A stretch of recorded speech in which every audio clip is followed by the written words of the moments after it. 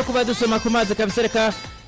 tugaruke n'amakuru ariko aravugwa ku mugabane wa Burayi nkuko twari twamaze kuba tunabibemerera neza cyane reka tuyahere neza na neza ndavuga kwa Super League kwa Florentino Perez ndetse n'abagenzi ku munsi wa Genoa hasohoka itangazo rivuye neza na neza muri UEFA ndetse no muri FIFA witwa Seferin asanzwe ngo UEFA ndetse n'uwitwa Gianni Infantino bagiye hamwe basohoye itangazo neza rivuga kuri ikira ati nta mategeko ati canke nta ngingo ziri inyuma zama ekipe agiye kuba aniyunga canke anemera kuja kuja mu citwa Super League ati cyo naco ni iki ati bisabwa yuko uvyifuza wese yogendamwe nta kibazo na kimwe kirimwo ni mugihe haheze igihe kitari gito witwa Florentino Perez ariko agwanira icitwa Super League kugira ngo ibintu bize kuba abinagira inzira neza cyane n'uwitwa Seferin ndetse n'uwitwa Gianni Infantino baje kuba banatanga icitwa favor ngo witwa Florentino Perez ndetse n'ababyifuza bose ngo baze kuba banagirane baze kuba banagenda gufasha canke kwinjira muri Super League atangurane nimwe igiye ibamo ni Super League novuga ngo ntabwo ijino munsi kuko nyabati ko tumva ngo irikizana inguvu zayo no munsi ni yatanguye mu 1990 iza kwitwa European Super League rero niho yatangura bavuga ati bano bagabo baravuga ati eske tiko turabona dukina ama Champions League ko turabona imigwi imwe igenda novuga ngo ivyitwaramo neza kandi ugabona ko hari foroma yuko bavuga ati reka bazana imigwi igera kuri 3 uko yigenjeje neza mu higanwa wabo basanga rero ni champion ni nkiganwa ariko rirakinwa baravuga ati eske ndavuga ino Champions League ntabwo bariko baratwiba kuko nta namafaranga novuga ngo menshi baba rero iraza kuvyuka mu 90 irahavana rero iragira gutya irahavanira zama kidogo irazama buke munyimiza kuvuka ndavuga muri 2009 mu kwezi kwindwi ndavuga uyu muvandimwe uyu mu president wa Real de Madrid amaze kuba ari ku butegetsi ndavuga Florentino Perez no yaza kuvuga ati twebwe turabona dufise ama equipe ameze neza kandi turabona ko Champions League nta mafaranga ariyo kuko ico gihe 2009 novuga yuko hari form ivuga ko ati muraza ikipe yeza kuba yitabira ndavuga ino Super League iraza kuronka navuga ngo imiliyoni amajana neza amafaranga y'abanyaburaya mu gihe harimo n'abafatanya bikorwa bariko bavuga bati bariko bava mu gihugu ndavuga muri Leta Zunze Ubumwe za Amerika bavuga ati turaza gusesamwe imitahe turaza gushira mu iyo mitahe hama iyo migwi izikino buri kipe iza kwemera kuza guseruka turayiha ndavuga imiliyoni amajana rero Florentino Perez araza nawe nyina bishira mu izo nguvu ari kumwe n'aba ba Arsene Wenger baje bamushyigikira cushiramo no mu president ndavuga umupresident yahoze ari wa Juventus ndavuga Andreas Gineri nawe naraza aravuga ati turashigikiye kino cyuyumviro rero baza gusanga baravuga ati twebwe turabona ko ino UEFA Champions League amafaranga idutwara tuko turayitegura turagura abakinyi bazimvye tukubaka ibibuga tukagura novuga nge ikintu cyose cyangombwa kugira ngo twitabire muri Champions League atariko amafaranga turonka ntabwo ashimishije canke ntabwo novuga ngo aza gufata ngo aze gukompleta abivanye n'ivyo tuba twakoze ati rero nico gituma uno munsi imigwi myinshi uza kuyisanga mu madeni niyo yise Barcelona twagiye tubona imigwi nka za Juventus de Turin bagenda bagakubita imyaka igera kuri 3 batariko baragura umukinyi kubera iki ikipe irakenye yagiye ikogwa ko n'ibintu navuga ngo vya UEFA Champions League barategura basanga ikipe irikirategura yakoresheje uburyo bwinshi naho hantu irikiragenda ugasanga irikigera muri za huitième de finale nigeze no muri za huitième ikivamo mu mapure rero baraza baravuga ati reka tuyishireho uwo mu ico gihe rero ndavuga muri 2009 UEFA ndetse n'akanama kayo baraza baravuga ati bano bagabo nabo baraje kudupinza ni witwa Seferin yaje avuga ati ni mu rurimi rw'igifaransa ngo j'espère qu'il commencera les compétitions de Super League dès que possible avec seulement deux clubs affirme le président de l'UEFA Seferin ati nibaza yuko baza kuba batangura iyo competition yabo vuba abwango atariko baza kuba banayitangurana ari migwi igira kuri ngahe igira kuri ibiri ati ibyo nibyaje kuba bivugwa nande na Seferin asanzwe arongoye UEFA iyo migwi igera kuri ibiri nayo niye yamaze kuba yiyerekana na equipe ya Real Madrid asanzwe arongoye n'uwitwa Florentino Perez yaje kuba afatwa mu mugongo canke yaje kuba acigwa ko igikumu na mugenzi we ndavuga witwa Joan Laporte wa equipe ya FC Barcelona nubukeba mu kibuga n'abakeba mu kibuga iyo bahuye El Clasico ingwano zirasekera hagati mu kibuga ariko hageze ku cyitwa Super League ubona ko bashize hamwe amaboko baravuga bati aha no gufatana mu mugongo ni uno munsi uravuga ngo urugamba rusigaye ku migwi igera kuri ibiri ariko hari hatanguye hiyemeza igera imigwi igera hariya ku 10 ni imigwi igera ku 12 yari imigwi igera ku 12 yari itandatu yo mu Bwongereza harimo za Arsenal harimo za Manchester City harimo imigwi nka za Liverpool muri Espagne harimo Atletico de Madrid harimo FC Barcelona harimo na Real de Madrid mu gihugu cy'Ubutaliyano harimo ikipe nka Juventus harimo ikipe nka AC Milan ndetse na Inter de Milan rero iyo migwi imaze kwishyira hamwe baraza baravuga ati reka dushireho na forma yuko dushobora gushyira ko iyindi migwi novuga ngo yaba invite imigwi iza kuba basi ibishatse ikiza basi tuyihamagare harimo Paris Saint-Germain harimo Bayern de Munich harimo na Dortmund rero uno munsi rero bayibonye hari muri 2021 niho iyo saga rero yaza kuduga novuga ngo neza na neza iraduga kandi irakomera mu gihe ubu bita ndavuga uyu asanzwe atwara ishyira mu ry'umupira atwara UEFA ndetse n'utwara ishyira mu ry'umupira w'amaguru ndavuga FIFA muri rusangi no yaje kuvuga ati bino bintu ntibibaho mu gihe twari tubonye hari imigwi nka Paris Saint-Germain imigwi nka Real de Madrid imigwi nka Juventus zari zimaze kuvuga ati twebwe turi kumwe mu rugamba ariko kubera igitsure ndavuga cy'uyu asanzwe atwara UEFA yaje kubabwira ati buri equipe iza kuba yitabiriye turaza kuyikura mu byo bita UEFA Champions League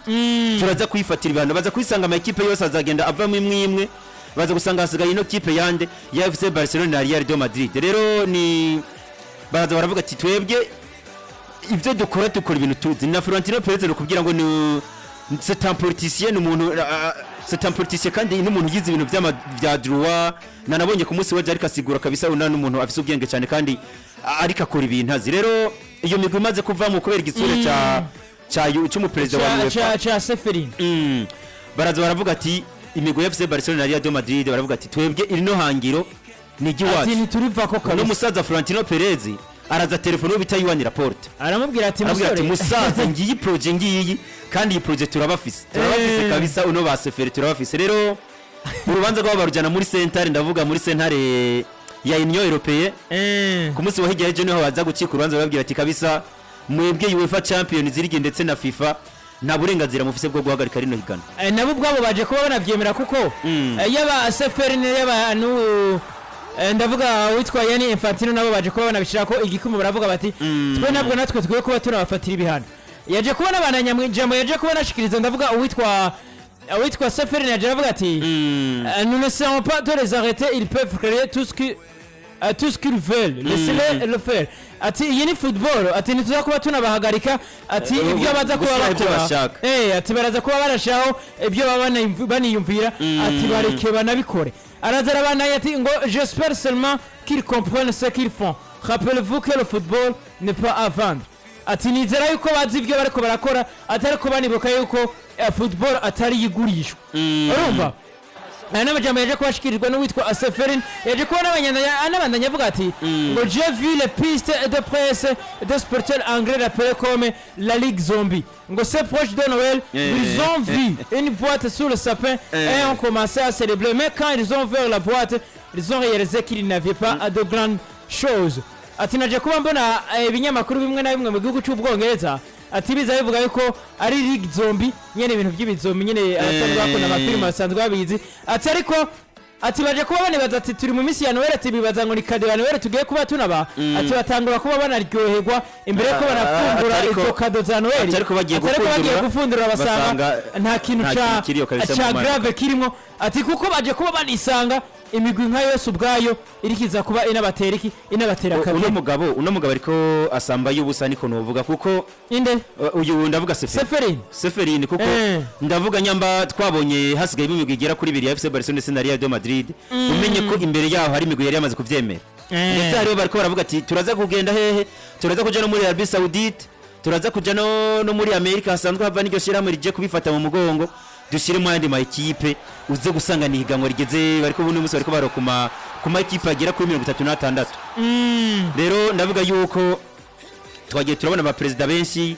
nk'uyu nivyo aratangwa arabivuga FA ndavuga ishyirahamwe ry'umupira w'amaguru mu Bwongereza ryaje riravuga ati kabisa nabwo ibyo bintu nta ma equipe yacu tuza kwemerera ko aza kubijamo mugabo cyo no kubwira ko nuko hari imigwi no musi imwe imwe irikitera ivyemera kuko nk'amajambo ndavuga umu president wa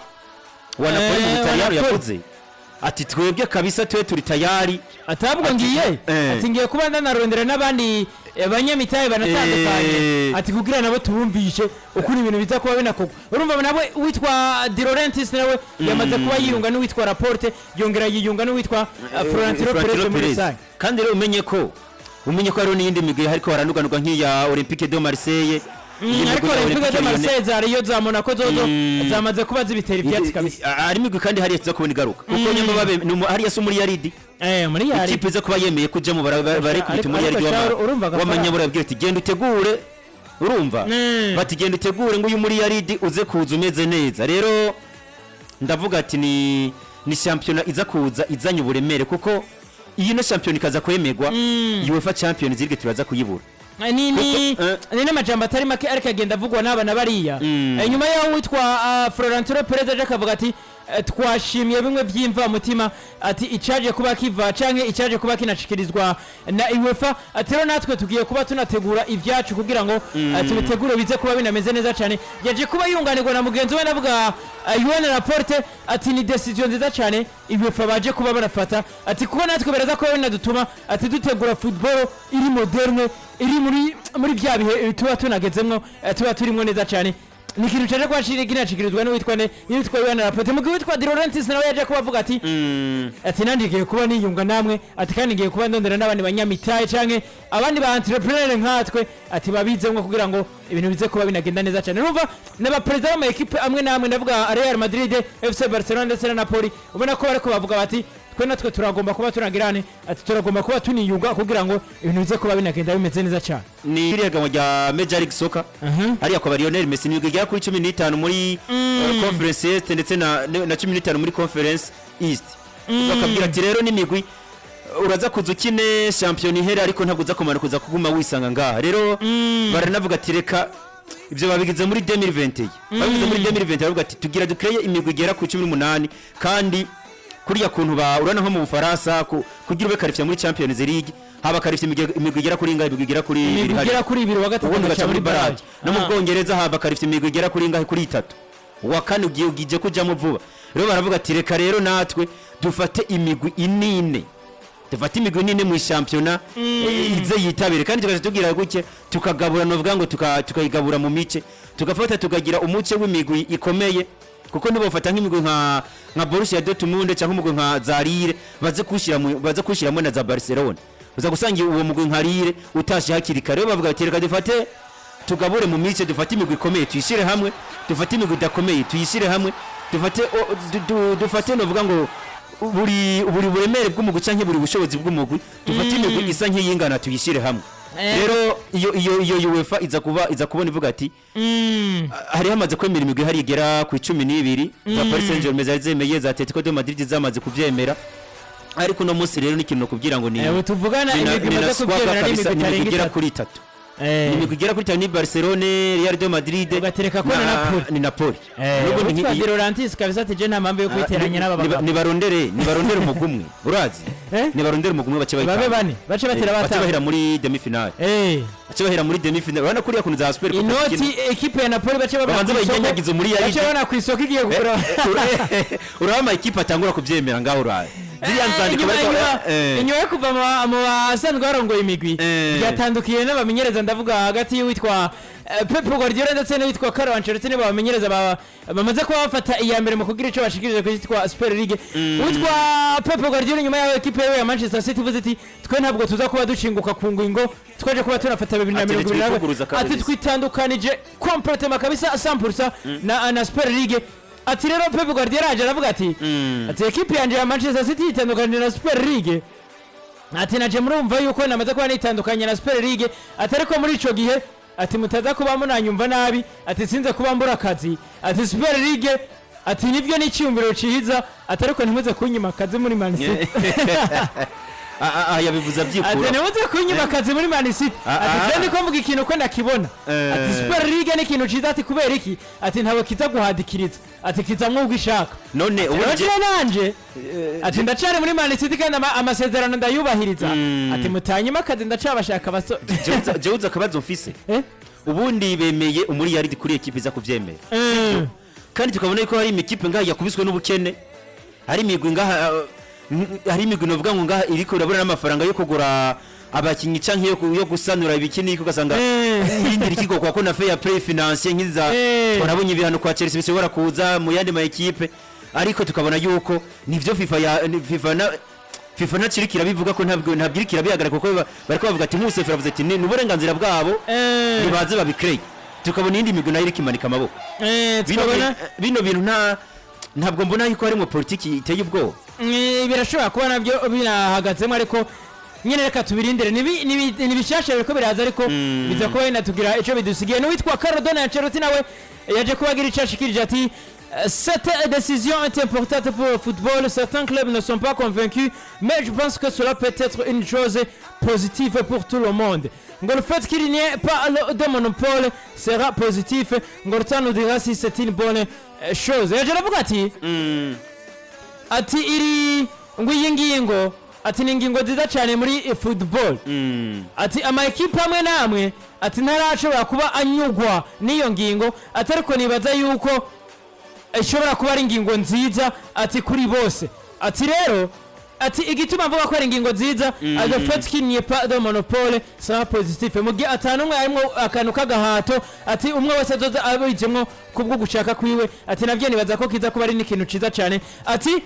zidako ndavuga ko ari ibintu byiza ati umwanya wo uzoza kuba utubwira yuko ya ngingo baje kubafata yari ingingo nziza canke atari ingingo nziza nibyaje kuba binishikirizwa nane n'uwitwa Carlo Ancelotti kwa Real Madrid. Hano reka turindire kabisa, reka turindire kuko ni sagano bavuga ngo nayo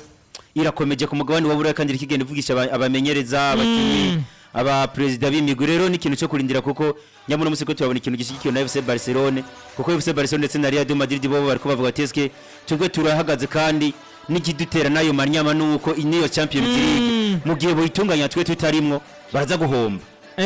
uko tunganya Champions League utagira Real Madrid na FC Barcelona uraza gusanga nawe uri kurahomba rero novuga yuko ni nacyo kintu giteye amanyama FC Barcelona na Real Madrid bivanye n'igihagararo imigwi ifise rero ni saga yo kurindira kuko iracabisa byinshi tubikiye tubona inzandiko imigwi n'imigende ivuga ati turateye ibyatsi kabisa turiyamirije nabwo turimo ariko dushobora gutangara tubonye mu minsi zanayo imigwi ikirabyanga nayo imaze kubibisesekaramo kuko bafise projet novuga ngo y'amafaranga kandi football nayo yuno munsi ishingiye ku mafaranga football yuno munsi nayo ishigikiye ku mafaranga aho abitwa ba Di Laurentiis abitwa ba Yvan Laporte abitwa ba Carlo Ancelotti abitwa ba Pep Guardiola bariko bavuga yuko ari ingingo nziza cyane yaje kwifatwa na UEFA witwa Nasser Al-Khelaifi wewe kabisa ntabwo yaje kuba atandu yumvikana n'abamenyi nabo basaza bane kuko yaje kuba nabitera ibyatsi yaje aravuga ati c'est étrange de parler de la Super League avec le trophée de la Ligue des Champions de l'UEFA derrière vous yereka avuga tunga urutoki witwa Florentino Perez ko we yaje kubashikiriza ijambo avuga ati ndishimiye cyane ingingo yafashwe na UEFA yo kuba bemeza Super League ati ko atabihano bigiye kuba binaze inyuma ayuza kuba yiyungana na Super League atariko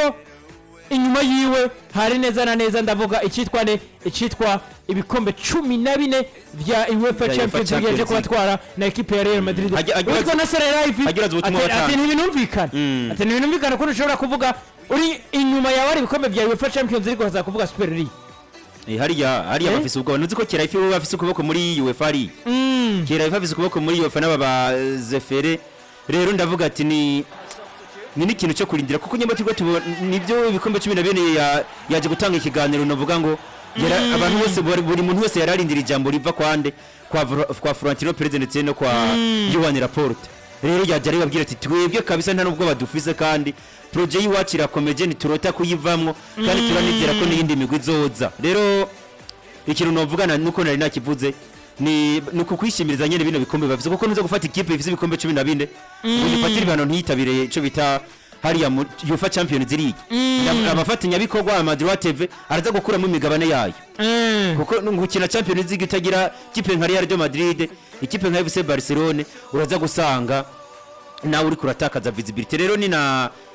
Super League nabonye baza ko bariko baranerekana baraza kwigabura imikigera kuri 3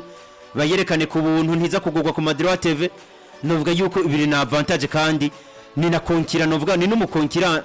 novuga ngo c'est un concurrent direct par rapport ya Champions League. Ni n'amajambo yaje kuba nashikirijwe ndavuga no usanzwe arongoye ndavuga PDG wa Super League ndavuga wita Bernard Richard yaje kuba avuga ati pour les fans nous allons diffuser tous les matchs de Super League gratuitement mais pour les clubs les soirées et la solidarité seront garanties ati kubafana ati tuzokwerekana ubuntu for free ama match yose ya Super League kubuntu ati ku makrebe ndetse no ku majoro nivyo bintu bizoba abituranga ati cyo munye ko ari garanti uzi ikintu kiza kuba hano Viene byashikijwe n'uwitwa Bernard Richard PDG ikintu kiza kuba ino project nibamwo kuko bamaze kuba bemera abafana kubiraba ku buntu abafatanya bikorwa amashyira hamwe araza kuba sesekara ari menshi kuko aravuga ati ibi bintu biko birabwa n'abantu benshi reka natwe tugura Madrid TV dushyire ku mashine yacu tubidandaze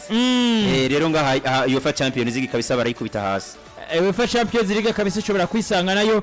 bana yikubise uzi n'ikintu nakandi gakuru ngahano gena mbwiye kuba ariko baradukurikirana ngerageje gusubira inyuma gato hari muri 2019 niyi migwi yaje kwidoga iravuga ati tugwe turitabira UEFA Champions League ariko amafaranga mudoni nice nikize naco yotumarira rero ni na UEFA Champions League yace igira ikigize uyu mwaka ndavuga 2023 bariko baratanga amaprime sinze ko babonye ikipe yarenganye mu mapuro yibaye ya mbere yarose miliyoni 76 mu gihe bahora baronka amafaranga agira kuri miliyoni nka 50 rero nabo barako baraduza babandanya babona fisiyo ni na forma yendese ya Super League yamaze kuba naja ahagaragara kuko azabara ama ekipe agera kuri 68 kuma division agera kuri 3 hariho Star hariho Golden na Blue ni Etoile ni Or ndetse na Bleu mu rurimi rw'igifaransa Star uraza gusanga mu byari muri Star uraza gusanga mu ya migwi y'ibihangange nayo iraza kuba ari ngahe iraza kuba ari migwi umengo igera kuri 12 amugihe 12 yindi izo biri muri Gold amugihe 30 ni ngahe 30 nayo iraza kuba iri muri Blue birumvikana hazobara kumanuka hazobara mwono kuduka kandi umenye ko harimo kumanuka uva muri Star utibukira muri Gold kandi harimo no kuva muri Gold utuga muri Star harimo kuduga kabisa ariko hazokina ama match agera kuri 18 chaque saison kuri equipe imwe indwi hanze indwi muhira ariko umusaruro utameze neza cyane ariko ikibazo nibaza ino ndavuga ino turunwa mu gihe yokunda iraza kuvangana na kalendere ya FIFA uzikinaje kuba mbona UEFA nayo yacitangura no kuba yexija canke unategekanye yuko igira ihebe na forma nshasha nabo bari bagira batangura kuko nyibaruka forma bagira batangura ku mwaka uza bagira batangura forma ivuga uko yuko baza kuba bakira ibintu vya knockout ibintu vy'ama group stage baza kuba banabivamwo bagira ibintu vya knockout gutsindana bagira ibintu vya gutsindana uno musi nyema ntsinda ndakina match imwe retour ndahita mvamo match imwe retour ndahita mvamo atabintu byo kuvuga ati turakina turarindire ngo ngora kunganya naka byaje kuba navuga yuko Seferi nawe iyo ngingo bashaka kuba banabanza kuyibangira babanze bakumize ibyo by'amakuru abari baguma bakira ibyo baho banyuri imigwi itangure gushavura bona apologies tunava ko kuri no saga ya Super League ubona ko ni ibintu niho bikiza n'ibiri mu ntango ati bigira bitangura binabandanya